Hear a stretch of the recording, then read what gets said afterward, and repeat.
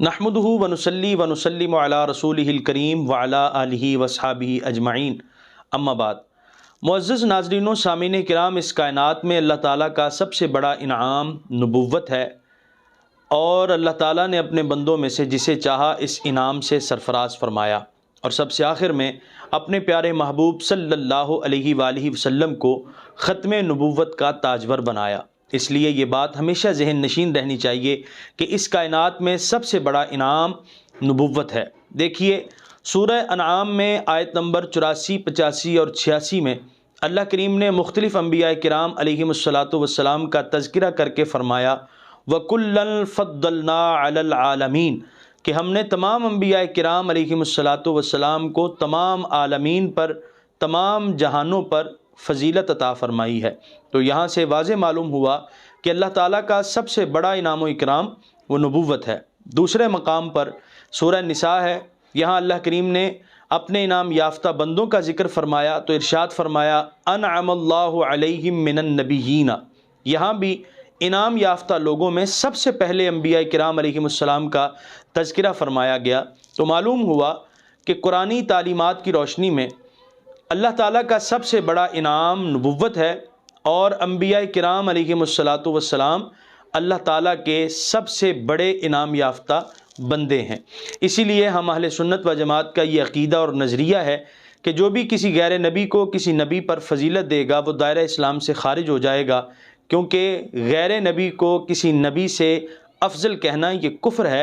इससे अहकामात इलाहिया का इनकार लाजिम आता है। जबकि इसके बरक्स राफ़ज़ियों का ये अक़ीदा है कि हज़रत मौला कायनात मौला अली रज़ियल्लाहु ताला अन्हु नबी करीम अलैहिस्सलाम के अलावा तमाम अम्बिया किराम अलैहिमुस्सलातु वस्सलाम से अफजल हैं।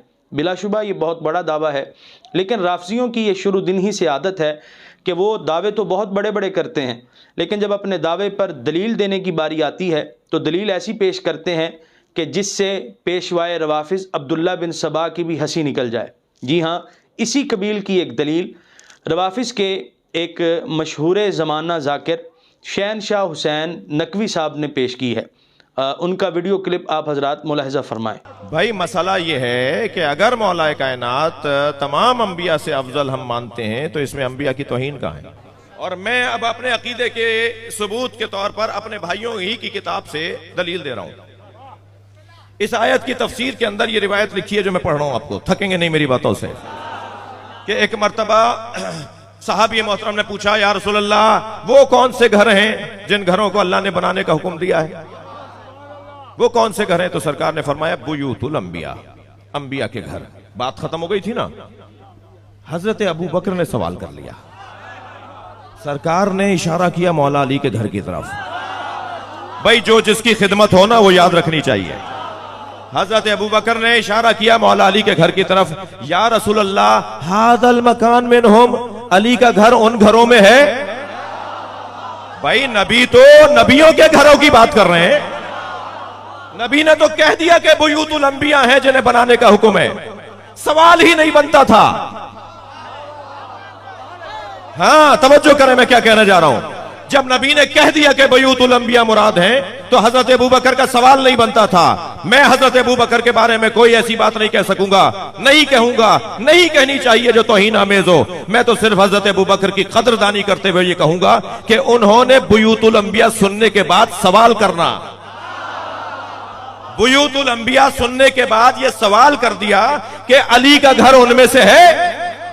वो खुद बताना चाहते हैं कि अली का मकाम क्या है। भाई थक के नहीं सुने, मुझे नतीजा देने दीजिए। हजरत अबू बकर सवाल कर रहे हैं हाज़ल मकान मिनहुम, ये अली का घर उन घरों में है। नबी ने क्या जवाब दिया वो भी सुन लीजिए। सरकार मुस्कुराए फरमाया नाम मिन अफजल अफजलहा, ये उन सब में अफजल है। जी तो नाज़रीन मोहतरम, आप हजरात ने मुलाहिज़ा फरमाया कि राफ़ज़ी ज़ाकिर शहनशाह हुसैन नकवी ने अपने इसी मौक़िफ़ पर सूरह नूर की आयत नंबर 36 की तफसीर में नबी करीम सल्लल्लाहु अलैहि वालिहि वसल्लम की तरफ मंसूब एक रिवायत को दलील बनाया और उसको अहले सुन्नत के खाते में डाला। जबकि हमारे यहाँ जहाँ ये रिवायत मौजूद है वहाँ साफ़ तौर पर यह भी लिखा मौजूद है कि ये रिवायत मौजू है, मन घड़त है।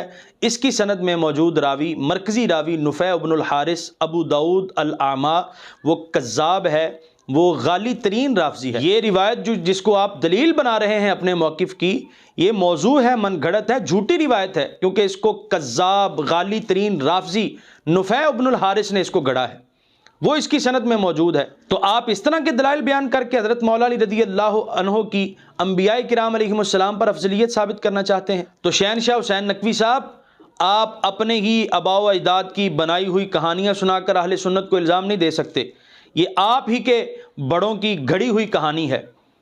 نفیع ابن الحارث ابو داؤد الاعمی، جو کہ اپنے وقت کا دجال کذاب، جسے امام نسائی نے متروک کہا، حافظ ابن حجر اسقلانی نے اسے متروک قرار دیا، امام ابن معین نے اس کو کذاب قرار دیا، علامہ جوزجانی نے اس کو کذاب قرار دیا، غالی ترین رافضی، صحابہ کرام علیہم رضوان کو گالیاں دینے والا، یہ آپ ہی کا بڑا ہے، آپ ہی کا بڑا بزرگ ہے جس نے اس روایت کو تیار کیا، جس نے اس افسانے کو گڑھا۔ تو آپ اپنے ہی بزرگوں کے گڑھے ہوئے بنائے ہوئے افسانے سنا کر اہل سنت کو الزام دے رہے ہیں، اور یہ دلائل ہیں آپ کے کہ حضرت مولا علی رضی اللہ تعالیٰ عنہ انبیاء سے افضل ہیں۔ جہاں تک تعلق ہے آپ کی اس بات کا کہ جی یہ ہمارا اہل تشیع کا عقیدہ ہے، ہم اس کو بیان کریں گے، تو آپ شوق سے یہ عقیدہ رکھیے۔ دیکھیے اس دنیا میں عیسائی حضرت عیسیٰ علیہ السلام کو اللہ تعالیٰ کا بیٹا قرار دیتے ہیں، نہ صرف بیٹا بلکہ الوہیت میں برابر کا شریک بھی سمجھتے ہیں، تو وہ بڑے شوق سے اپنا یہ عقیدہ رکھیں، لیکن جب وہ اپنے اس عقیدے کو اسلام کے ساتھ جوڑیں گے تو ان کا یہ عمل قابل مذمت سمجھا جائے گا۔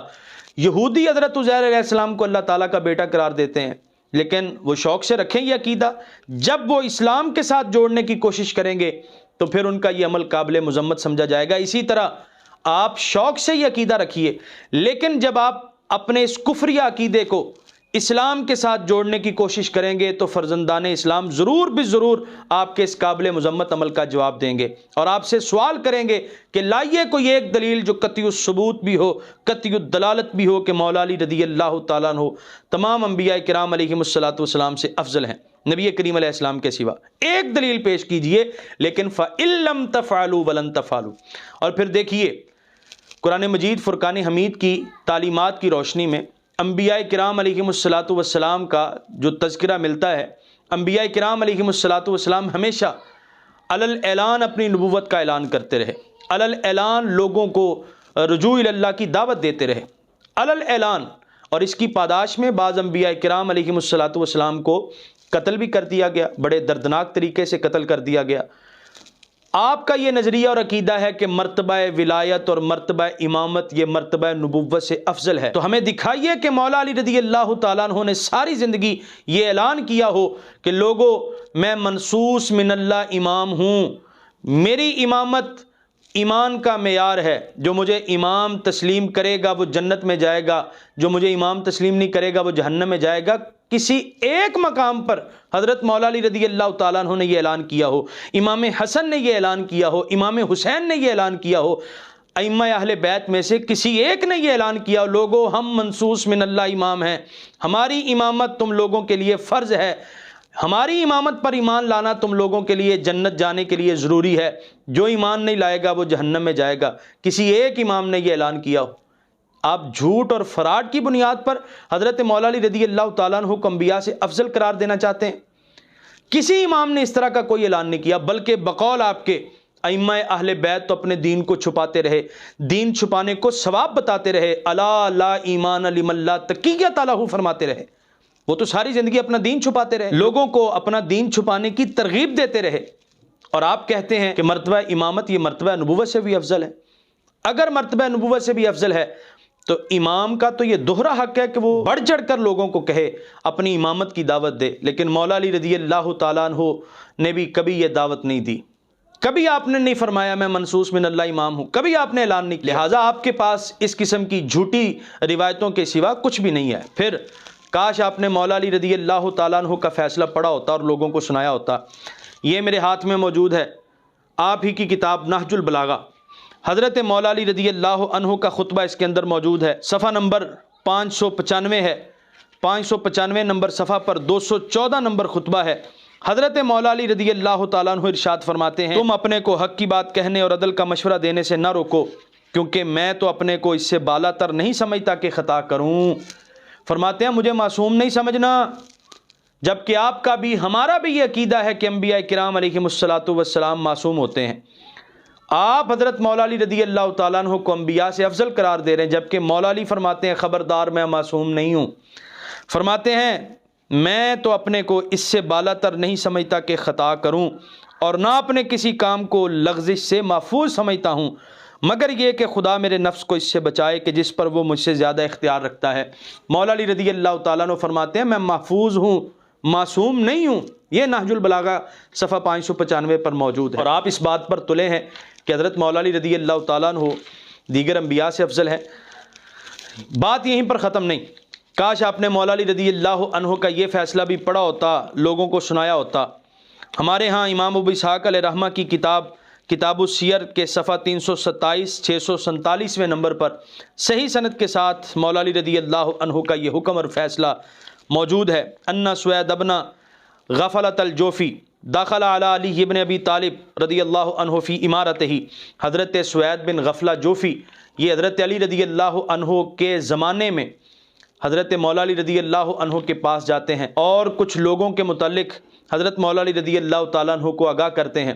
حضرت مولا علی رضی اللہ تعالیٰ عنہ خطبہ ارشاد فرماتے ہیں، جس کے آخر پر فرماتے ہیں الا خبردار ولا یبلغنی عن احد یفضلنی علیہما الا جلدتہ حد المفتری، فرما خبردار تم میں سے کسی کے متعلق اگر مجھے یہ بات پہنچی کہ اس نے حضرت ابو بکر اور حضرت عمر رضی اللہ عنہما پر مجھے فضیلت دی ہے، مجھے ابو بکر و عمر سے افضل کہا ہے، تو میں اسے مفتری کی حد لگاؤں گا، الزام تراشی کے جرم میں 80 کوڑے ماروں گا۔ حضرت مولا علی رضی اللہ تعالیٰ عنہ تو اپنے آپ کو حضرت صدیق و فاروق رضی اللہ عنہما سے افضل نہیں کہنے دیتے، آپ انبیاء سے افضل قرار دے رہے ہیں۔ دیکھیے حضرت مولا علی رضی اللہ تعالیٰ عنہ کا یہ فیصلہ ہمارے ہاں مختلف سندوں سے موجود ہے احادیث کی کتابوں میں۔ حضرت مولا علی رضی اللہ عنہ کا یہ خطبہ حکم بن حجل نے، علقمہ بن قیس نے، محمد بن منقدر نے مختلف سندوں سے بیان کیا۔ اسی لیے ابن تیمیہ نے مجموع الفتاوی جلد 28 صفحہ 260 پر لکھا وروی عنہ باسانید جیدہ کہ یہ حضرت مولا علی رضی اللہ تعالیٰ عنہ سے مختلف جید سندوں سے روایت کیا گیا ہے، اور نہ صرف ہمارے ہاں بلکہ اہل تشیع کے ہاں بھی مولا علی رضی اللہ عنہ کا یہ فیصلہ موجود ہے، اور میں یہاں سر دست صرف شیعہ حضرات کی 10 کتابوں کے حوالے پیش کر رہا ہوں، وگرنہ اور بھی کتابوں میں یہ بات موجود ہے۔ دیکھیے سب سے پہلے نمبر پر شیعہ حضرات کے علامہ المتکلم شیخ زین الدین ہیں، ان کی الصراط المستقیم ہے، جلد 3 ہے، صفحہ 152 ہے۔ دوسرے نمبر پر اہل تشیع کے شہید ثالث نور اللہ شوستری، ان کی کتاب الصوارم المحرقہ صفحہ 277 پر حضرت مولا کائنات رضی اللہ عنہ کا یہ فرمان موجود ہے۔ تیسرے نمبر پر اہل تشیع کے ملا باقر مجلسی، ان کی کتاب بہار الانوار جلد 49 صفحہ 192 ہے۔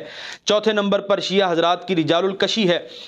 پانچویں نمبر پر اہل تشیع کے شیخ صدوق کی عیون و اخبار رضا ہے، جلد 2 ہے، صفحہ 202 ہے۔ چھٹے نمبر پر اہل تشیع کے ابو القاسم الخزاز الرازی، ان کی کفایت الاثر ہے، صفحہ 429 ہے۔ ساتویں نمبر پر اہل تشیع کے شریف مرتضیٰ، ان کی الفصول المختارہ من العیون والمجالس صفحہ 167 ہے۔ آٹھویں نمبر پر اہل تشیع کے قاضی ابو حنیفہ، ان کی شرح الاخبار جلد 2 صفحہ 251 ہے۔ نویں نمبر پر اہل تشیع کے مرتضیٰ عسکری، ان کی کتاب عبداللہ بن سبا و اساطیر اخری جلد 2 صفحہ 240 ہے۔ 10ویں نمبر پر اہل تشیع کے علی المیانجی، ان کی کتاب مواقف الشیعہ جلد 1 صفحہ 75 ہے۔ یہ 10 کتابیں ہم نے پیش کی ہیں اہل تشیع کی، جن میں مولا علی رضی اللہ عنہ کا یہ فیصلہ آج بھی موجود ہے۔ فرمایا جو مجھے صدیق و فاروق رضی اللہ عنہما سے افضل قرار دے گا، میں اسے الزام تراشی کے جرم میں 80 کوڑے ماروں گا، 80 کوڑے۔ وہ مجھ پر بہتان باندھتا ہے، وہ مجھ پر افترا بازی کرتا ہے کہ میں ابو بکر عمر سے افضل ہوں۔ تو مولا کائنات رضی اللہ تعالیٰ عنہ تو اپنے آپ کو صدیق و فاروق سے افضل نہیں کہنے دیتے، تو جو صدیق و فاروق سے افضل کہے وہ اسے 80 کوڑے مارتے ہیں، تو جو ان کو انبیاء کرام علیہم السلام سے افضل کہے گا اس کا حشر کیا ہوگا۔ لہٰذا یہ جھوٹی روایتیں سنا کے اور اپنے ہی بزرگوں کی گڑی ہوئی روایتیں سنا کے آپ اہل سنت کو الزام نہ دیں، بلکہ حقیقت کو تسلیم کرنا سیکھیں۔ وما علیہ الا البلاغ۔